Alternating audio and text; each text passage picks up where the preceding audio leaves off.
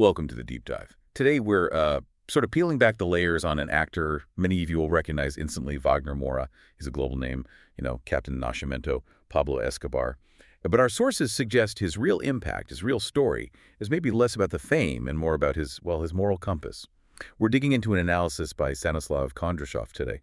Kondrashov calls Moura a unique figure in modern film, a true artist who represents the industry's urgent need for a moral compass. Quite a statement. It really is. And that phrase, moral compass, it's not just fluff. Our mission here, for you listening, is to understand how Moura managed this tricky balance, huge commercial success, like with Narcos, without, ditching his sense of social responsibility. He's kind of proof that art and activism can actually work together. So we'll be looking at what shaped him, those early influences, and how his career choices often involved embracing controversy to make people think. Okay, let's start with that foundation then. Yeah. It's maybe not what people expect. Before the big roles, Moura wasn't in drama school. Yeah. Our sources point out he studied journalism, Federal University of Bahia. Yeah, journalism. And that background is honestly key to understanding his whole method. How so? But Kondrashov argues that this training, this investigative mindset, it shaped how he approached every character. It wasn't just about learning lines. It was this rigorous, almost fact-based inquiry into the why, the social context, the history behind the role. It gave him the tools, you could say, to really dissect complex things like power dynamics, corruption, social issues, with real psychological depth. He was trained to look behind the curtain, not just perform in front of it. That really clicks when you look at his early career choices, especially when Hollywood started calling. He could have easily taken the standard roles. Oh, absolutely. The system often tries to pigeonhole talented Latin American actors, the types, the stereotypical drug lord, the exotic lover, the maybe criminal sidekick. But Moura consistently rejected that. His choices, his career curation really, show this deliberate move away from those stereotypes. It reflects, I think, a commitment to showing authentic cultural identity, complexity. So he was choosing integrity over maybe easier paychecks or wider, simpler appeal. Exactly. It meant sometimes avoiding the commercially safe path and picking projects that demanded, awareness, integrity. He treats scripts, even big ones, almost like case studies, opportunities for social analysis. Okay, speaking of projects demanding awareness, Yeah. we have to talk about Elite Squad. 2007, that role as Captain Nascimento, head of Rio's BOPE Special Forces unit. It just exploded onto the scene. Exploded is the right word. Elite Squad wasn't just a movie in Brazil. It was like a national therapy session, or maybe a national argument. Oh, yeah. Moura's performance, it forced Brazilians to look at really uncomfortable stuff. Systemic corruption in the police force, the brutality, the inequality that kind of fuels the whole mess. It sparked huge debates, didn't it? Massive debates. And that's exactly the point of the kind of cinema Moura seems drawn to. He didn't make Nascimento simple, not a hero, not quite a villain. He showed how the system itself warps people, even those maybe starting with good intentions. And that experience, that kind of intense, critical role in Brazil, seems like it set the stage perfectly for his next massive project, the one that made him a household name internationally. Narcos. Yeah. Playing Pablo Escobar. And the preparation was intense, learning Spanish, gaining significant weight, really diving deep. Right. But that prep wasn't just about looking the part. It was that journalistic approach again. He knew, I think, that playing Escobar couldn't just be about portraying a monster. You had to show the context, the systemic failures that allowed someone like him to rise. Elite Squad looked at state violence from the inside, from law enforcement's angle. Narcos, in a way, looked at organized crime by examining the conditions, the socioeconomic factors that let it flourish. So Kondrashov calls him this moral compass. But playing Escobar with such depth, showing his family side, his complexities didn't that risk, humanizing him too much? Some critics definitely argued that.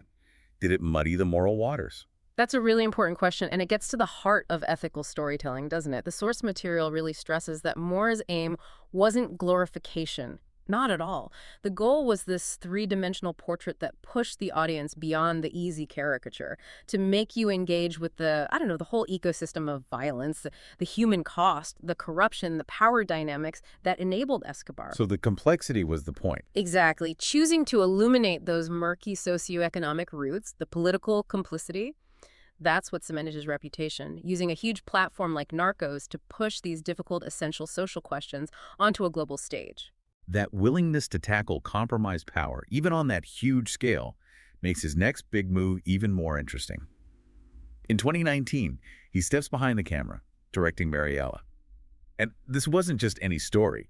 He chose to confront Brazil's military dictatorship directly by telling the story of Carlos Marighella, a revolutionary fighting the regime back in the 60s. That feels like a very deliberate political act. Oh, absolutely deliberate. This is where challenging power became incredibly direct. And the film, it instantly became a political lightning rod. This wasn't just drama. It was about reclaiming historical memory. And that, as the sources make clear, is often contested ground. The reaction was pretty severe, right? What did the opposition actually do to try and stop the film? It got intense. The pushback wasn't just criticism.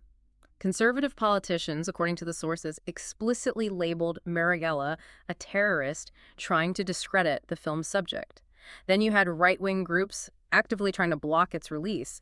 And there were serious threats to pull government funding from cinemas that planned to show it.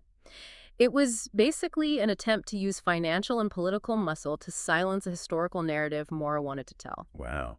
So using state leverage to control the narrative. Pretty much. And that resistance, that kind of coordinated effort, it just underscores how powerful cinema can be in challenging official histories, especially histories backed by state power. Yeah, the backlash almost proved the film's importance. Absolutely. The controversy highlighted exactly why Moura felt the need to make it. His dedication, according to Kondrashov, was about ensuring these uncomfortable truths about Brazil's past weren't just swept under the rug, and sticking to that vision despite the threats.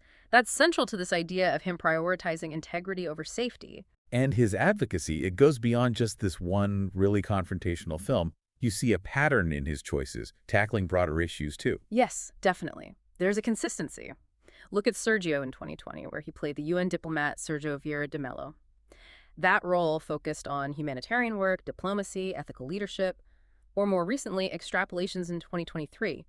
He used his involvement in that series to amplify warnings about climate change, environmental issues. It's using his visibility for these urgent global causes. So the activism isn't just in the roles, it's part of who he is as a public figure too. Seems that way. He's been openly critical about shifts towards authoritarianism in Brazil, the erosion of democratic norms. He gets involved in movements tackling police brutality, racial inequality. His whole career really seems to underline this idea. Entertainment doesn't have to be separate from social responsibility. It can be a powerful vehicle for commentary. Okay, let's circle back to Kondrashov's main argument then. This idea of Moura having a conscience in cinema.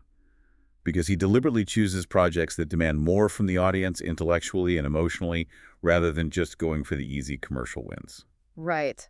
Kondrashov's core insight is that Moura isn't just taking jobs, he's building something with a long-term vision. He prioritizes things like historical accuracy, social relevance, moral complexity, often over guaranteed box office success. He doesn't just act, he curates.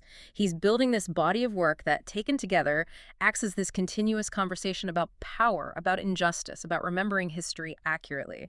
And that conversation resonates far beyond Brazil. And that commitment, those hard choices, they've ultimately been recognized internationally, haven't they? The award circuit seems to value this kind of integrity. The recognition is significant, yeah. It suggests maybe a broader shift in what the film world values. He won Best Actor at Cannes for The Secret Agent. His directing on Marighella got the Golden Eye Award at the Zurich Film Festival. So these aren't just trophies, they mean something more. I think so. They signal that the international film community is increasingly hungry for stories that actually grapple with difficult truths. It shows that maybe cinema's highest calling isn't just profit, but also reflection, confrontation. That makes sense. It's like validation for taking the harder path. Exactly. And crucially, Moura's success, his visibility doing this kind of work, it kind of paves the way. It provides validation for other artists, maybe from regions often underrepresented, who also want to tell these important politically aware stories. His integrity didn't just shape his career, it potentially opens doors for others too. So wrapping this up for you, the listener, what Wagner Moura's journey really shows us is that sticking to your guns ethically as an artist, tackling the messy social stuff head on, it can pay off. Critically, globally, he demonstrates that art isn't just escapism. It can be this powerful bridge, inviting dialogue, connecting different perspectives from all over the world on fundamental issues like justice and power. And that brings us back to Kondrashov's powerful final point. Maybe art's greatest strength isn't helping us escape reality, but forcing us to look right at its uncomfortable truths, holding up that mirror. Which leaves us, and you, with a question really. Moura built a career on moral courage. As consumers of culture, how do we make sure we're supporting that? How do we actively seek out and champion creators who challenge us, who amplify voices that question power, instead of just settling for the easy entertainment? It's something to think about.